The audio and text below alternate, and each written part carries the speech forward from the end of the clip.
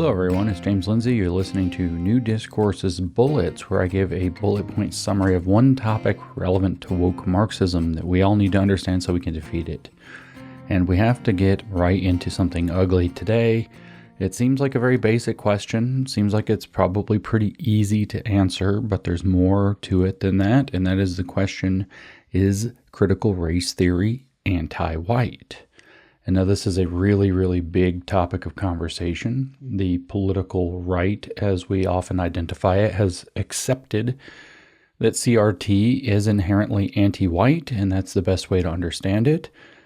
But that's not quite right. And so the point of this episode of the podcast is to help add some clarity to this issue. So the question is critical race theory anti-white? And the correct answer is no, but yes, but that's not the right way to think about it. And so the main answer is no, that's not technically what it is, but now we know we're playing that technically game. But on the other hand, in practice, that's how it manifests, and in the literature, that actually can't be avoided. But that doesn't mean that that's the right way to think about CRT. I talked about this at some length in Race Marxism. So those of you who have read Race Marxism will have some sense of this. But I want to start today by saying that the first thing you really want to understand about critical race theory, whether it's anti-anything or not, we can get into the race Marxism side in a second, is that it's intrinsically a grifter ideology. It's very, very grifty and arranged for grifterness. I don't know if that's grifting. If you go read critical race theory, the key writings that form the movement, for example, which is what the Maoists who created critical race theory jokingly or quaintly refer to as the big red book, because it's a big giant red book of all of the key papers and chapters from books that formed the movement of critical race theory. The idea of affirmative action is mentioned not dozens, but hundreds of times. The whole point of critical race theory in practical sense is to enable and to maintain and to expand that grift, the affirmative action grift. So it is a grifter ideology that plays out in practice. We all know that BLM is predicated heavily off of critical race theory, and that BLM should stand for buying large mansions. We know that this was a huge act of charitable fraud. The entire program was 80-something million dollars, just completely fraudulently misused. It's a grifter ideology. It sets up the ability for race grifters to come in and tell your people that you're racist and create a cycle of struggle sessions and abuse and having to do it again and again and again, or else they'll trigger some kind of civil rights lawsuit against you. It's an extortion racket. So it's the ideology of a racket. There are other counterexamples that are really obvious to is critical race theory best understood as being anti-white. The kind of poster case for that is Larry Elder. You may realize that Larry Elder is a black man. He's actually from East LA, if I've got that right. And Larry Elder made the mistake as a black man of running for governor of California while black, at which point the Los Angeles Times heralded him as the blackface of white supremacy. And this is absolutely not an aberration. You see this every time you have a conservative or independent-minded or free-thinking black or anybody who's black who questions critical race theory. They get accused of internalized racism, of being a race traitor, of all kinds of racial epithets. And so it's not really about the skin color. It's anti-Larry Elder, who is not white. They called him the blackface of white supremacy. So somehow they roped the white in there, but it's anti-Larry Elder. We could do this with Dave Chappelle. We could do this with any number of other black prominent figures who have spoken up and non-prominent figures who have spoken up against it. They summarily get told that they're not, as Nicole Hannah-Jones, did I say that right? Yeah, from the 1619 Project at New York Times Magazine said it. They're racially black, but they're not politically black.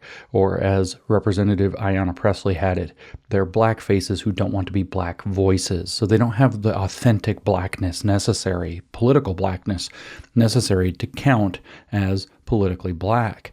But it's anti-them which isn't being anti-white, by the way. We could also look at the examples of Asians widely outperforming whites now in virtually every socioeconomic measurement that you can possibly take. So what does that get them accused of? Being white adjacent, model minorities, and on and on and on. But in that sense, is it anti-Asian? I know of South Asian, that is Indian immigrants and their children who are classified as white or white adjacent or the wrong kind of diverse. That was a fun one. They aren't white, actually, but it's anti-them. So is critical race theory anti-white? Well, no, it's not. That's not actually what it's doing. But yeah, it is, and it can't get away from it. So, this is a complicated topic. But what it boils down to is that what being a critical Marxist ideology, what critical race theory is against, is the Western hegemony. They're against Western values, and they conflate other things. Well, CRT specifically conflates white race with Western values. Queer theory conflates normalcy with Western values. Postcolonial theory conflates being a Westerner with Western values. It's a very straightforward program. Often Marxist feminism conflates being male with Western values. Critical Marxism is attacking the Western value system. That's it. That's the hegemony. So white is a scapegoat for a counter-hegemonic force that's trying to fight against the hegemony of Western values. So what is critical race theory? Is it anti-white? Well, kind of by accident or by fact in the boring de facto way. What it is actually is a communist program. The hegemony is not communism. It excludes communism, and so counter-hegemonic means communist.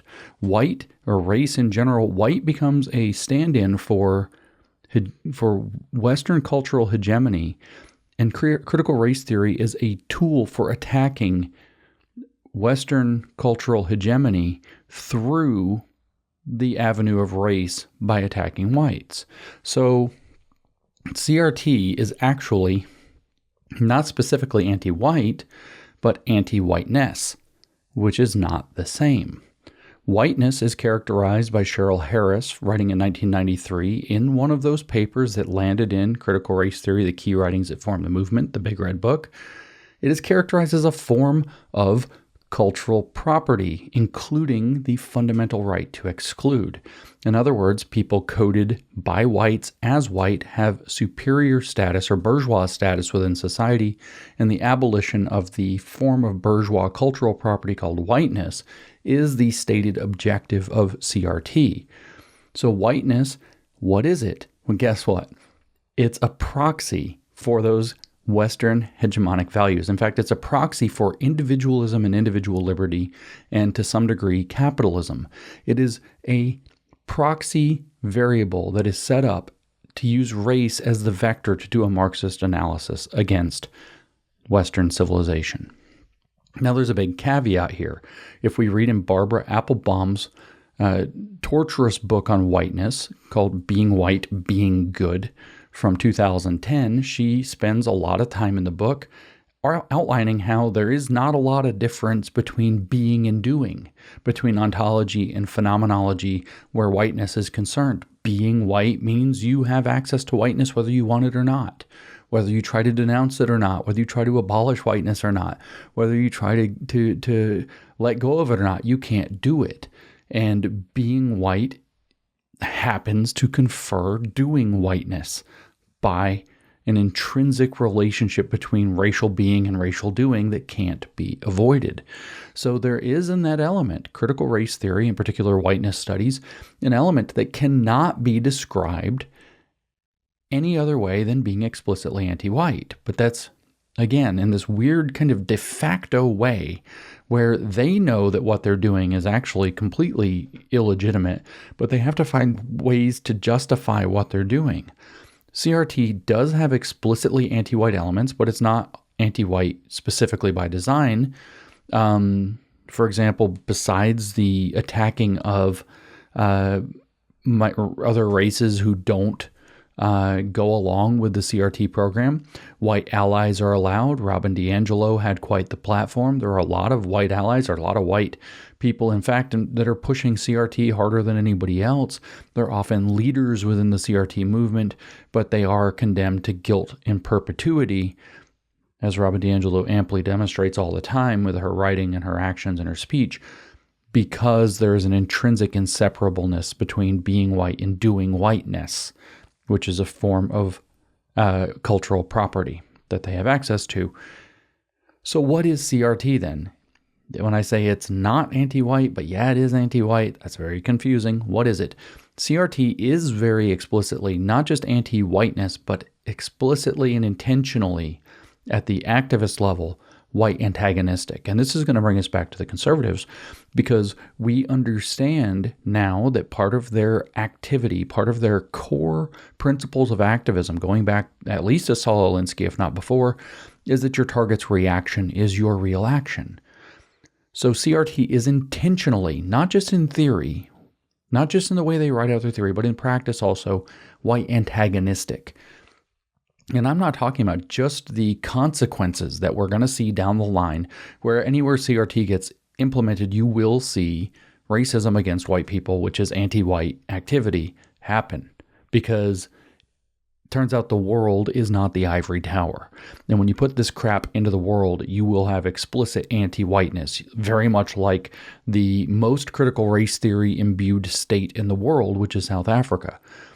Because at the heart, the entire theory is white antagonistic, and that's the best way to think of it, but also because that's all it talks about. And when you take that and you take the veneer off of the high-minded ivory tower intellectual academic nonsense and you put it in the hands of everyday people, they're just going to boil it down to some brass tacks, and those brass tacks look like anti-white antagonism. So it turns out that this reaction is your real action is an intrinsic part of CRT. It talks constantly about a white supremacist boogeyman that is the huge problem of society. You can't find it because it's systemic, but wouldn't it help if it were the fact that it were there obviously and explicitly in doing very white supremacist style things? Guess what? Doing white antagonistic identity politics, which is what CRT creates intentionally, will create white identity politics as a reaction. And that's a necessary dialectical component for critical race theory. It has to create the enemy it's claiming to defeat. So it does it in kind of two ways. One way is in your allyship camp. You create good whites. Good whites are white people who are supposed to be allies. They're not living up to it correctly. They're still racist by accepting critical race theory because it allows them to escape accusations of racism, pretend that they're anti-racist when they're not quite doing it because whiteness is intrinsic to their being and their doing. And what you end up doing is creating the mirror image or the dialectical inverse of what, say, W.E.B. Du Bois said exists in critical race theory, except uncritically exists within black people already, which is a double consciousness rooted in CRT. A consciousness, in this case, of being white and being an ally, and that being intention and a problem simultaneously. And those people get the thumbscrews turned on them all the time, by the way. Now, simultaneously, what you also create and reify is the actual white identity politics element, the white identitarian, the white nationalist, the white supremacist, and so on. You reify the reactive whites, and those become fuel for the dialectic. Every single time one gets pissed and speaks up and says that they're racist or blah, blah, blah, or they say something that can be easily construed as racist by a fairly broad audience, now you have more fuel for the CRT fire, more claims that CRT was right all along, and so on. And so it gins up that enemy so that it can defeat it, because CRT is explicitly and intentionally anti-whiteness, and it is not explicitly, but is de facto and in some elements in practice, when it gets out of the ivory tower, at least explicitly anti-white, but it is best characterized as white antagonistic, very intentionally, very deliberately, very accurately. It targets whiteness, which is designed to be inextricably tied to being white in order to provoke whites into this dialectical dynamic that they, of course, profit off of, benefit from, control, and so on. So critical race theory, characterizing it as anti-white, is stepping into the trap that critical race theory lays for white people in the first place. It's not wise. Pointing out that it is designed to frame whiteness as a form of cultural property that's actually identical with Western cultural values, individualism and individual liberty, and the hegemony that those have throughout the West, and that it's attacking those using race as a vector and is thus intentionally white antagonistic, not just in the fact that it creates this antagonism directly, but also that it uses this antagonism to trigger white identitarian politics on the other side, reifying the logic that everything's identity politics and all truth is local to identity and so on, getting people to accept the logic of intersectionality even on the so-called dark side of it. These are the actual strategies of CRT. So critical race theory is anti-whiteness, which is not quite identical to anti-white, but in practice and in theory, it is explicitly white antagonistic. It is designed to be a dialectical antagonist to what they've considered to be whiteness, which is imbued into the white race. And so it is an antagonizing, irritating, triggering, provoking theory against white people around this proxy concept of whiteness that stands for Western individualism and individual liberty and values.